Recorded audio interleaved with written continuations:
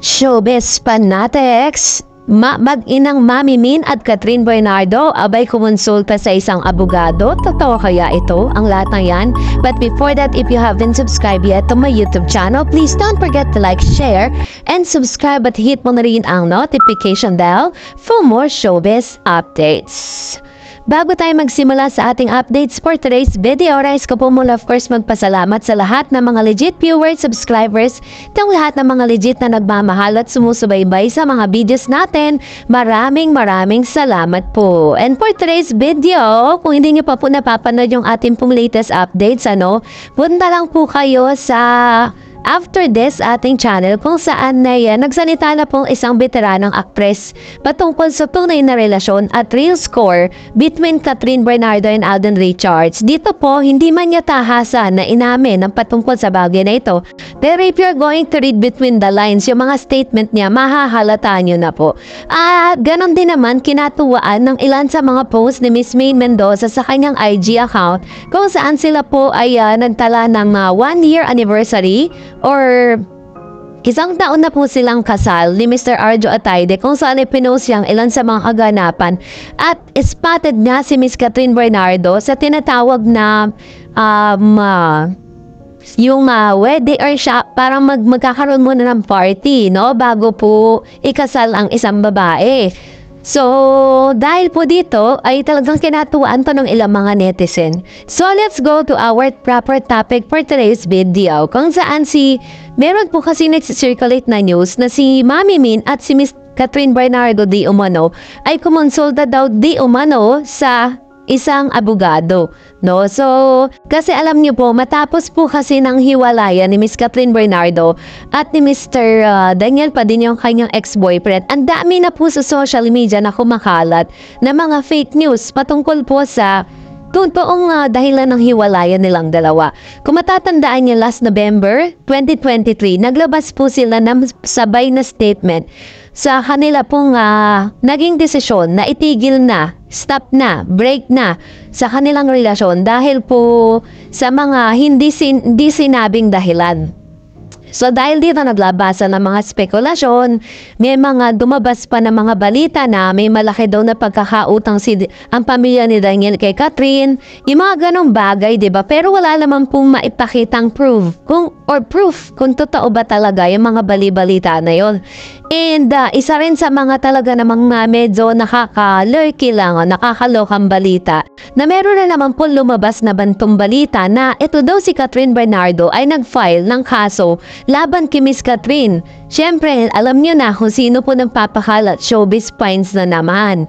Punta po kayo sa kanilang Facebook page. Grabe, nakakaawa po yung ibang mga artista doon na ginagawa nila ng mga ganitong klase ng fake news. So, ito raw, nag-file daw si Miss Catherine ng kaso laban sa kanyang ex-boyfriend na si Mr. Daniel Padilla. Ang tanong, ano naman kayang ikakaso niya kay Daniel? Diba? Alam niyo po, ganito lang yan. Meron naman kasing delikades ang tao or may talagang si Miss Catherine Bernardo is hindi naman yan parang yung kokote niya maliit lang eh. May mga tao kasing napakalit ng kokote, napakalit ng utak. Parang po makaisip ng mga ganitong klase ng storya na makakaisip ka na sinabi niya doon sa kanyang update na yun na kapag pinanood niyo, sinabi niya na si Mami Min at si Catherine Bernardo nga daw ay kumonsulta sa isang abogado dahil meron silang balak na kasuhan. So, sa isang post na kung saan talagang napipinpoint na debang mag-inang Carla at Daniel na sinasabi na naghihirap na daw dahil binibenta na yung bahay, sinabi na nga ni Miss Carla Estrada na hindi nga totoo yung mga bali-balita na yon. Di totoo na naghihirap sila dahil masisipag daw di umano silang tao. Bakit naman sila maghihirap? Nagtatrabaho sila. So, I must say that all those news is a certified fake news. So, wag po tayo masyadong maniwala dahil talagang yan po ay talagang malinaw na wala pong abogadohan, wala pong mga kasuhan na naganap. At hindi po pagtutuunan ng pansin at ng panahon ni Miss Catherine at ni Mami Min yung mga ganitong bagay. Tingnan niyo po yung kanilang diba? Yung kanilang family, napakaayos ng kanilang pamilya, napakaayos ng kanilang buhay. Ganon din naman si Daniel Padilla. Diba? Kahit sa dami po ng mga naririnig ni Miss Carla Estrada patungkol sa kanyang anak, yung mga paninira. Pero still, nananahimik pa rin sila. Kaya patahimikin na po sana natin si Catherine at si Mr. Daniel, Hindi naman pero let's give them peace naman, both of them. And for that, magbasa tayo ng ilan sa mga komento po ninyo patungkol naman sa ating latest updates.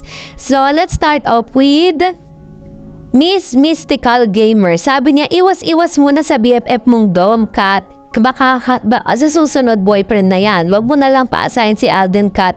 Ginagawa mo lang yatang panakip buta si Alden para makalimutan si DJ. Ayan. So, may peace naman siya. So, katulad po ng sinabi natin, na si Dom ay nagsalita na patungkol po sa bagay na yan at inamin niya na magkapatid lang talagang kapatid ang turing niya kay Miss Catherine. Sabi po ng isa pang user, yes, stop your dirty mind. I have been with my college boyfriend. They are like my brothers. We have fun together. Plus, they are very protective. Sabi naman ni Ma'am si Dolores, dapat kasama si Alden sa skin clinic. Hindi si Dominic. Kat, honest ka lang ni Alden. Huwag yung lokohin si Alden. Malaki ang tiwala sa inyong dalawa, Alden and Kat. God bless you. Unang-una po, kahit po gusto ni Alden na kasama si Miss Catherine dun sa IB Clinic, hindi pwede kasi po endorser po siya ng Vicky Bello. Hindi po pwede na dalawa ini-endorso mo, makakasuhan ka dun. Parehas din po na identity yun Parehas sa negosyo yun. At may mga pinirman silang kontrata na kapag ikaw ay nakapirma dun, hindi ka pwedeng tumanggap ng ibang endorsement na katulad ng ini-endorso mo nga produkto or isang katulad ng ganon clinic, diba? Sabi po ng ilhapang user sa Just Last, since they have an upcoming movie, dapat wag mo na siyang magpo-post sa may kasamang ibang guy kasi kahit pa si Dom yan. Okay lang yung minsan pero yung lagi-lagi hindi maganda yan para sa mga fans sila ng Kat din. Baka mamaya niyan hindi na maging kasing lakas ng HLG ang HLA dahil sa mga ganyang ganap with Dom. Just saying lang po, diba? May punto po kayo. Dapat po kasi para hindi po masyadong malito yung ilan sa mga followers po at mga shippers ng Kat din, diba? Kasi syempre kahit naman talaga sino, o ako po isang fan, masasaktan ako kahit sabihin na magkaibigan lang kayo, magkapatid ang turingan ninyo. Ganun talaga, hindi naman tayo pare-pares ng pag-iisip, diba? Sabi ni Mr. Renato Sayan, this video circulating around with Dominic and Kat are not a big issue supposedly cause Kat then fans knows the real status. But here's the catch, opportunities content creator are grabbing this a chance to create bigger picture with baseless accusation. Kat and Alden are true friends. They are very careful in posting pictures and videos of Kat din as a respect to their privacy. Sadly, meron sa mga kaibigan pa rin ni Kat that are insensitive. I don't know what came out their minds. Every time Kat goes to IB's clinic for treatment, they flexes and posts videos of Kat and Dom going together. Bakit hindi ba to mga tao to na marunong mag-isip? And sabi pa ni Mr. Renato Sayan, sabi niya, bakit hindi ba marunong mag-isip to? Yung pagkakataon, hinantay ng mga tao nagbibigay mali siya sa samahan nila Dom at Kat. Alam natin hindi to post ni Kat. Yung fitness instructor ni Kat, isa pa yun. I don't know if they simply dumb and stupid. Yung mga malalapit na kaibigan ni Alden at Kat, hirap na hirap mag-post kahit pictures lang. Meron naman po punto si Mr. Renato Sayan with regards to that. Pero yun na, without the permission ni Miss Catherine, di naman po nila ipopost yan. Sabi pa niya dito, yan. Kahit na close cut sila pa at makapalang mukha flex sa social media yung mga videos and pictures ko nila without thinking kung makakasira ba ito o hindi kaya. Sorry to say some bad names. Naiinis lang ako, Miss Dareds. Feeling close na hindi naman call out ko. pala attention ni Doc ID. Pwede ba pagsabihan mo yung mga epal mong tauhan? Respect at privacy, you're not helping. Ito po yung point of view ko kasi si Miss Kat po at si Dominic Roque kasi, they are the endorser of that particular Dr. Ivy Clinic. Kaya it is impossible kasi part din po yun ng kanilang endorsement na ipapakita sila. Kaso nga lang, ang kinaayawan lang ng ilang mga fans, bakit together? Diba dapat magkaiwalay na lang sila para lang maiwasan na yung mga malisyosong balita.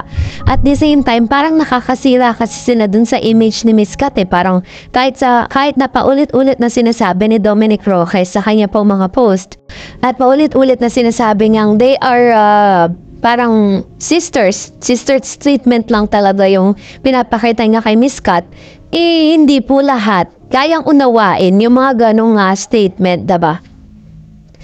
Yun. So, that's it for today. For more videos and updates, please don't forget to like and subscribe. And please don't forget to follow my Facebook page, Dar Eds TV. God bless everyone!